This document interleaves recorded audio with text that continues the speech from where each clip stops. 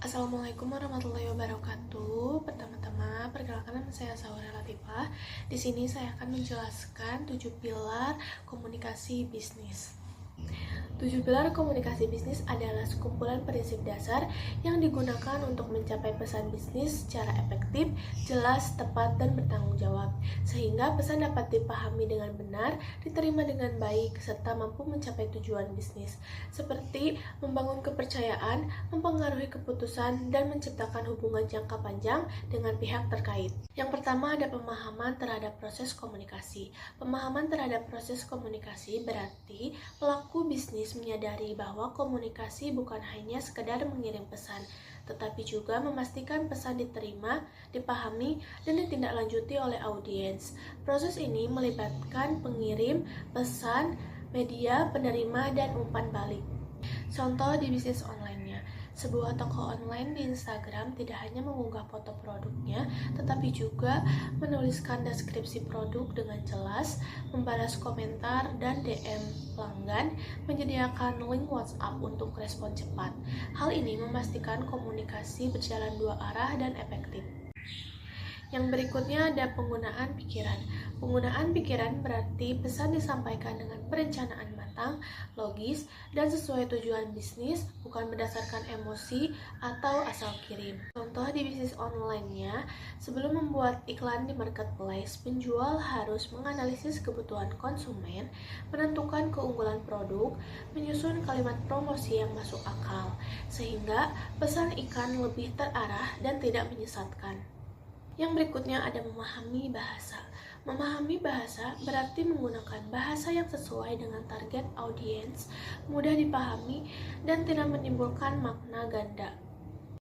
Contoh di bisnis online-nya, toko online yang menargetkan anak muda menggunakan bahasa santai seperti diskon spesial hari ini, buruan check out sebelum kehabisan. Sementara untuk segmen profesional, bahasa yang digunakan lebih formal dan sopan. Yang berikutnya ada kejelasan pesan.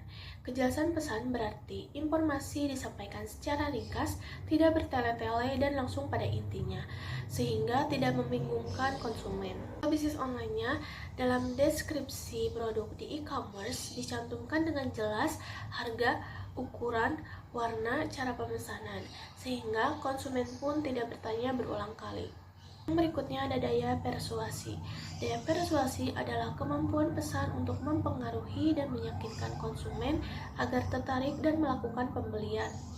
Contoh di bisnis online-nya, pengguna testimoni pelanggan seperti sudah dari 1.000 pelanggan puas menggunakan produk kami. Hal ini meningkatkan kepercayaan dan mendorong calon pembeli untuk membeli. Yang selanjutnya ada kelengkapan pesan. Kelengkapan pesan berarti informasi yang diberikan tidak setengah-setengah dan mencakup semua hal penting yang dibutuhkan konsumen. Contoh di bisnis online-nya, dalam promosi flash sale, penjual mencantumkan syarat dan ketentuan, batas waktu promo, cara klaim diskon, sehingga tidak menimbulkan kesalahpahaman. Yang terakhir ada keinginan baik.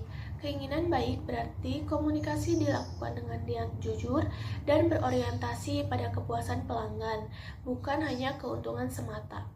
Contoh di bisnis online, ketika terjadi keterlambatan pengirim, penjual harus menyampaikan permohonan maaf, memberikan penjelasan yang jujur, menawarkan kompensasi. Sikap ini membangun kepercayaan dan loyalitas pelanggan. Dapat disimpulkan bahwa 7 pilar komunikasi sangat penting dalam mendukung keberhasilan bisnis, terutama di era digital. Dengan menerapkan komunikasi yang jelas, logis, persuasif, lengkap, dan dilandasi dengan keinginan baik, pelaku bisnis dapat membangun kepercayaan pelanggan, meminimalkan kesalahpahaman, serta menciptakan hubungan bisnis yang berkelanjutan. Sekian presentasi yang saya sampaikan. Terima kasih atas perhatiannya. Wassalamualaikum warahmatullahi wabarakatuh.